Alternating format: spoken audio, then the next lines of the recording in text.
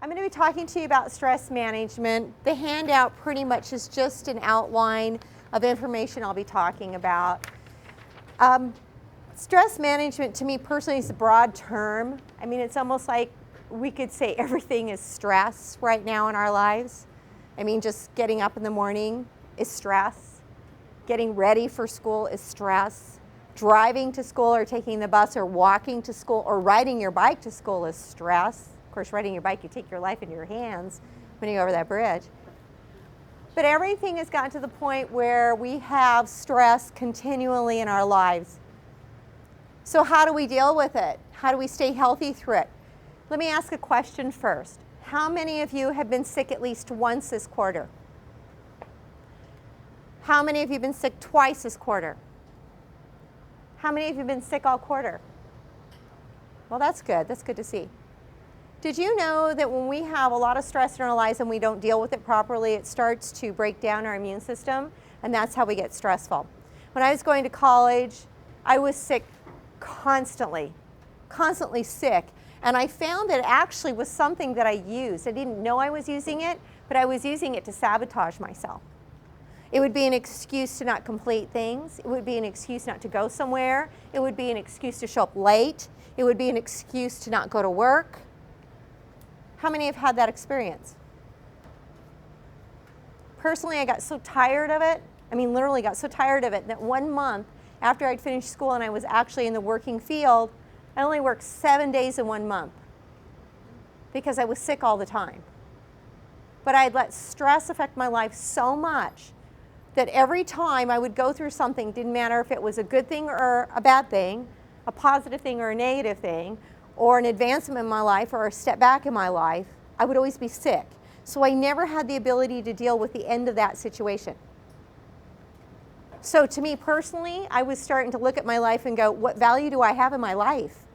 And at that point, I really didn't feel like there was a lot of value in my life because every time I turned around, I was sick.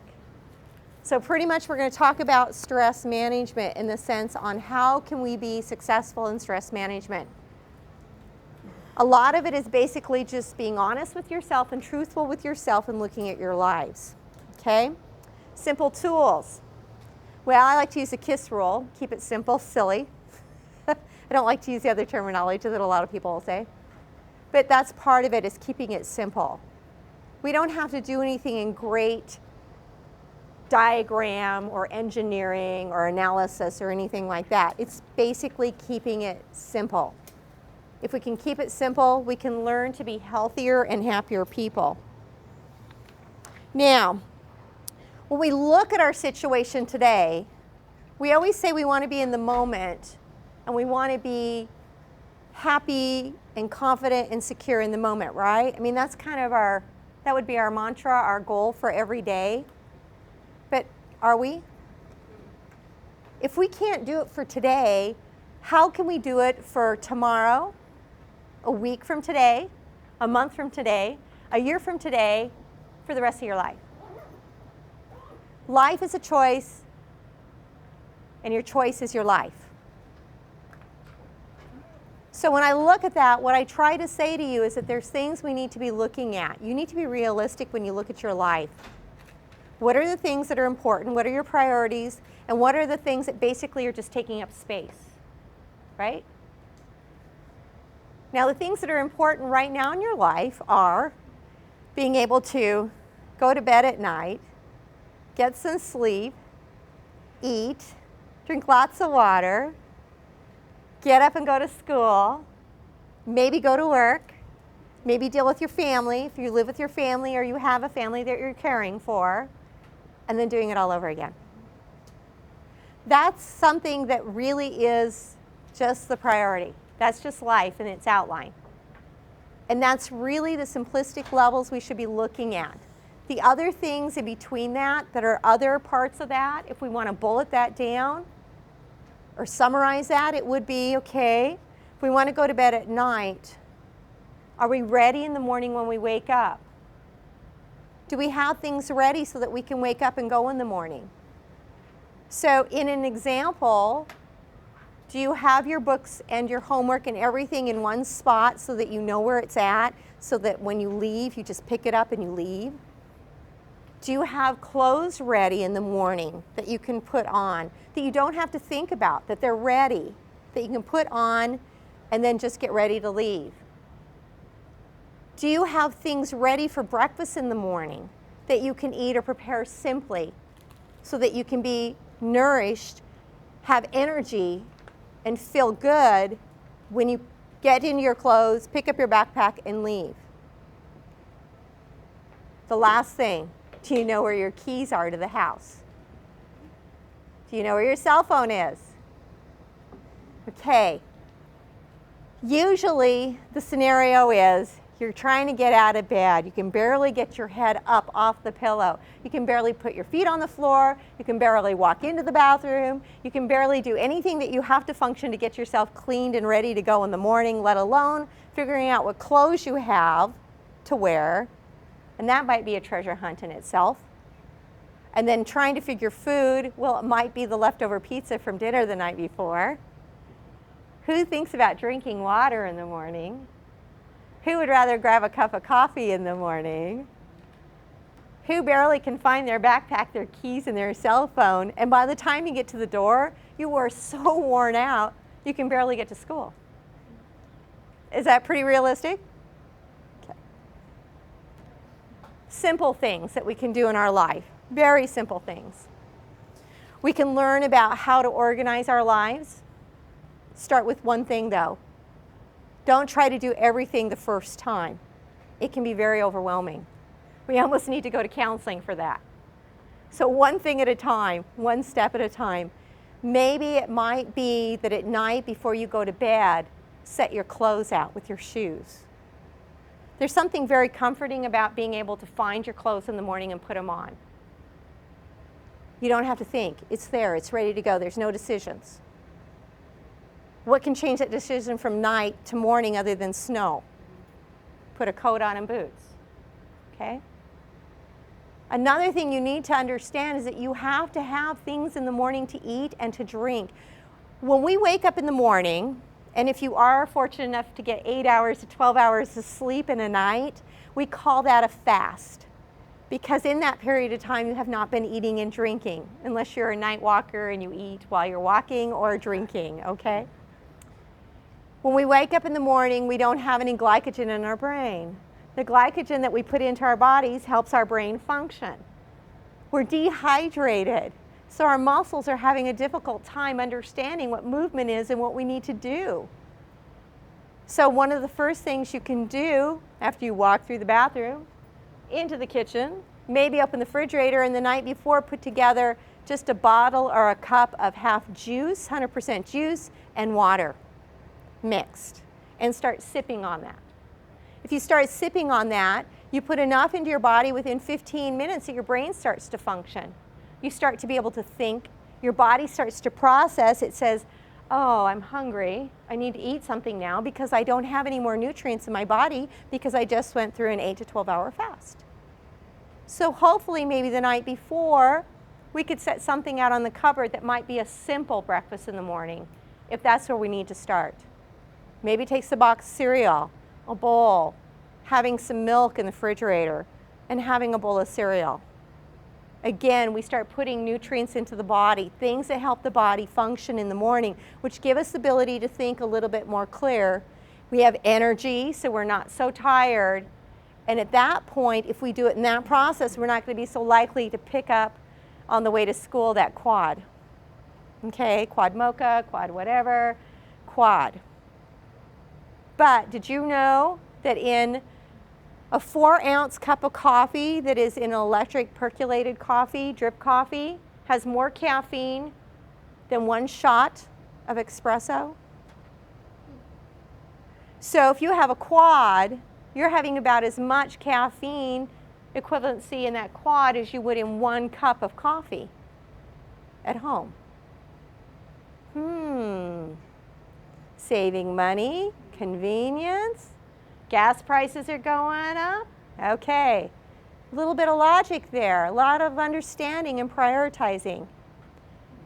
So what you can do is you can get that ready the night before you go to bed. If you have a coffee pot, put the water in it, put the coffee grounds in it, turn it on in the morning, you got your cup before you leave. Now, if you have a pot of coffee sitting there, don't throw it out. Put it in a container and put it in the refrigerator. Use it the next day. Pour some in a cup, put it in the microwave, voila, cup of coffee. Okay? Simple.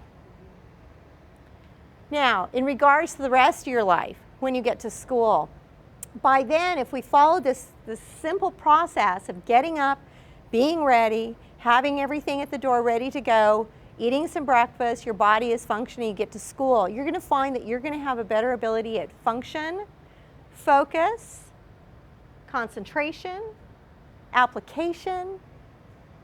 So if we can do these kind of things to help our lives along, that first class is going to be a lot easier. In fact, it might be a lot more than you even have been listening to for the rest of the quarter. So if we go to our classes, we function for our class, we get done with class. Now, for people that work, how many here go to a job after school? Okay. By the time you get to your job, you're probably so spent and so tired that you can barely move, you can barely do your job, and you're thinking to yourself at times, how am I able to keep this job and not get fired? Has anybody ever thought that? Okay. Never, not you. The idea of what you want to remember then is, okay, we've gone through school, we go to a job. Did we eat anything in between there? Did anybody hear anything about lunch? I didn't. But lunch is important. Again, we have to feed the body to keep functioning. So, how do we do that? Simple plan, Sunday nights. Maybe do a little grocery shopping and plan your lunches for the whole week. Maybe put them in the freezer, and you don't have to have a big freezer. It can be the apartment-sized freezers. Here's a tip. Take a loaf of bread and some baggies, lunch baggies. Make a whole loaf of bread up in sandwiches, put them in individual baggies, put them back in the bread sack, and put them in the freezer. Now, you can always take one for lunch, or you can take one for lunch and a snack. That's kind of what I do. And you put it in your lunch bag or your backpack. It'll thaw by the time it comes lunchtime, and it actually will taste better, be fresher, and be at a healthier temperature than if you made that sandwich in the morning, didn't keep it refrigerated, and brought it to school. You can use any type of peanut butter jelly. You can do meat and cheese. You can do tuna.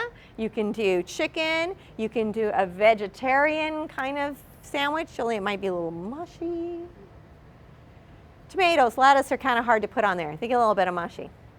But you can actually have things ready. Even if you were doing a vegetarian lunch, put the bread in the freezer, freeze it, take your stuff, put it in the baggie, put them together in your bag, and then you can throw it together when you get there.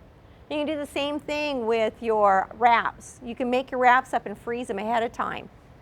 It's the same thing. So then we've got food, we have energy, we have nutrients. So then we go to the job, and all of a sudden we're alert and functioning. Our boss is looking at us and can't understand what happened. We have energy now. Okay, so then when we get done with our job, we're usually probably wandering home about maybe 9 or 10, about realistically. Then we need to eat again. We need to eat something. Even though we like to eat before we go to bed instead of eating and then going to bed, but you're probably doing homework. But you want to eat a lighter evening meal. So maybe have something that's not going to be so high in fat, high in salt, high in sugar. Maybe having like a nice big salad. Lots of vegetables, green leafy vegetables, and maybe some protein. Protein does actually help you sleep. So you might want to have like some lean meats or something that you can put into that.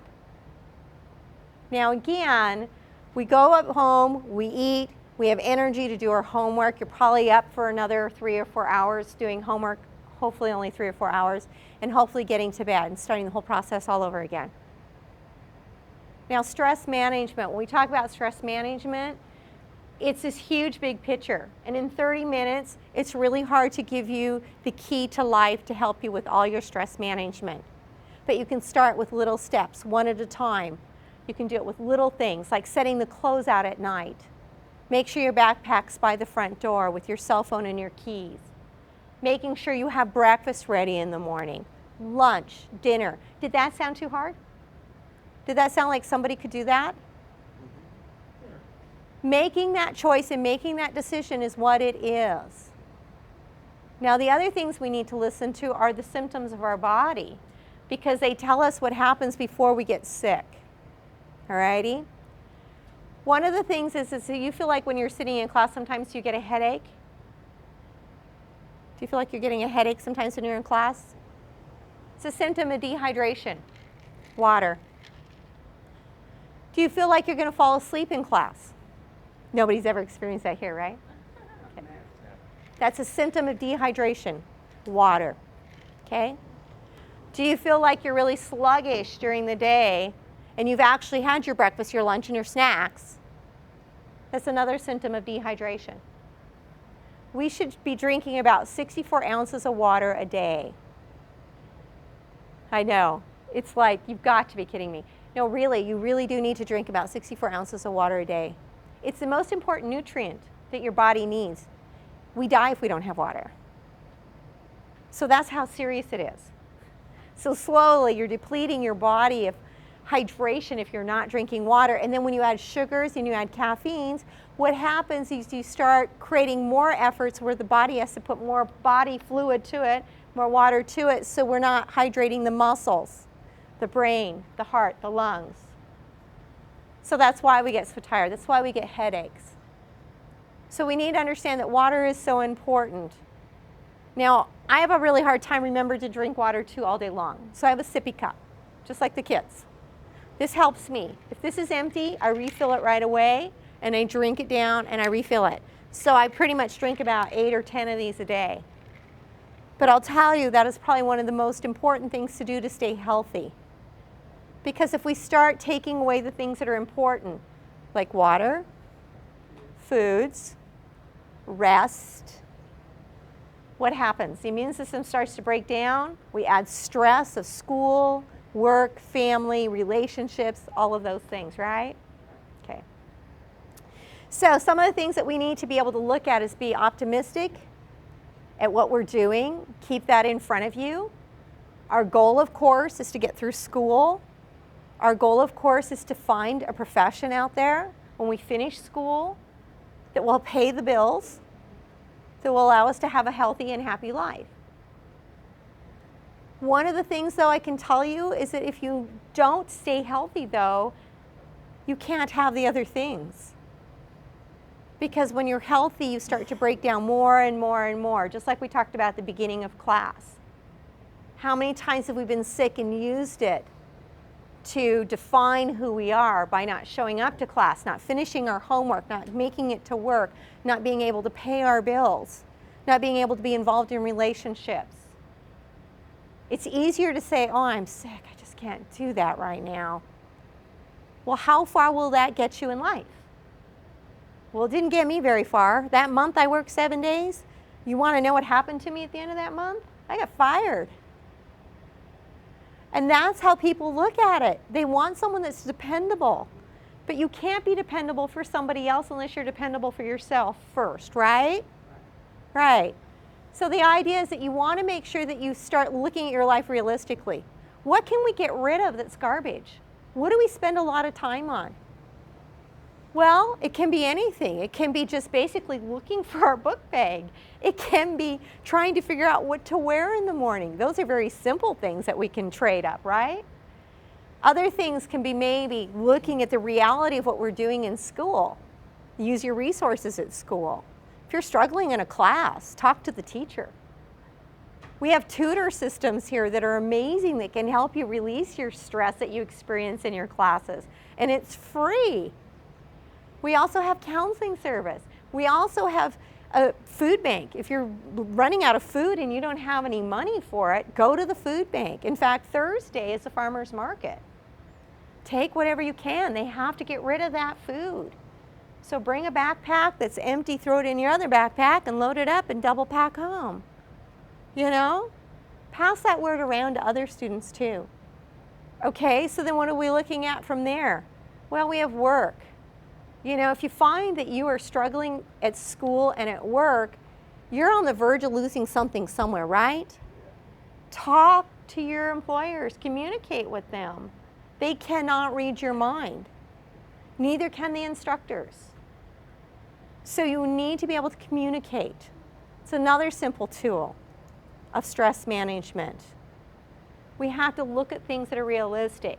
Okay, here's another point of view. Now, when I was going to school, there was always something going on. You always had people around that were kind of, let's say, more demanding of your energies, maybe a little needy in the sense of wanting your attention. You got to sit down and be realistic in your relationships. If these are people that really care for you in your lives, they're going to understand. If you have to back off from something in some kind of situation with a friend or family, just say, look, I'm really, really backed up here. I need to take a break and I need to get things organized so that I can get healthy and stay in school. That's all you got to say. You don't have to give more explanations. You don't even have to give an explanation, okay? It's okay. It's okay to do that. And it's not saying that there's something wrong with it. I do want you to have fun, because having fun does help replenish the body. We need to be able to laugh. We need to be able to do exercise. We need to be able to do movement to make the body happy, to function. So don't give up everything, but look at your life and see what you need to separate, okay? Get a positive view of things. Look at who you are and what you are, okay? Now, I'm going to teach you a little bit of relaxation exercise here for stress management to finish this up. I want you to be able to close your eyes for me, okay? I want you to sit up tall if you can. Now, I know we've got the noise of the fan and stuff like that, but if we can kind of breathe through our nose, okay? Sunny, you can do it too. Okay, close your eyes. And I want you just to listen to your breath. I want you to breathe in through your nose, breathe in, and breathe out. Breathe in, and breathe out. We're going to take a journey, and our breath is going to take us to the side of the ocean. It's dusk. And we have enough light that we can see the difference between the horizon, the waves, and the shore, and the sand, the driftwood. Now, as we move along the beach, we stand, and our toes are in the water, and we can feel the warmth of the water over our toes as we breathe in. And as I breathe out, we feel the sands leaving beneath the feet, breathing in and breathing out. As we turn from the water, we start to walk down the beach's shore, and in the distance, we see someone coming towards us. We're attracted to their energy, the movement in their stride, the movement of their arms, their confidence and strength, breathing in and breathing out. And as they come a little closer and we start to see maybe the outline of their hair or face, we can see the warmth in their eyes and the welcome in their smile, breathing in and breathing out. And as we move closer and closer to this person, we feel anxious and excited to meet this person, breathing in and breathing out. Finally, we come within just a few feet of each other. They stand there, and we can see their strengths, their beauty, their understanding, their knowledge, their compassion. They reach their hand towards us. We reach our hand and touch their fingers. And in that moment, we realize that who we're actually looking at is ourselves. The true value of who we are, the reflection that others see, breathing in and breathing out. And in your mind's eye, you close your eyes, and when you open, they are within you, breathing in and breathing out. And as you move back along the sands, you move to the beach and sit and rest against a large piece of driftwood, breathing in and breathing out. Your hands move across its surface and it's smooth as silk. We lower our hands into the sand, and as it sifts through our fingers, we feel its smoothness, breathing in and breathing out. Each one of these, the driftwood and the sand, is at its greatest strength at this point. It's gone through many seasons and elements of time to be greater, stronger, and more beautiful, breathing in and breathing out. As you rest in this place, watching the waves slowly roll into the sands and pulling into the horizon, we come to the moment in the breath to realize that this is our true value of who we are, our strengths, our knowledge, our capabilities, our understanding, and our compassion.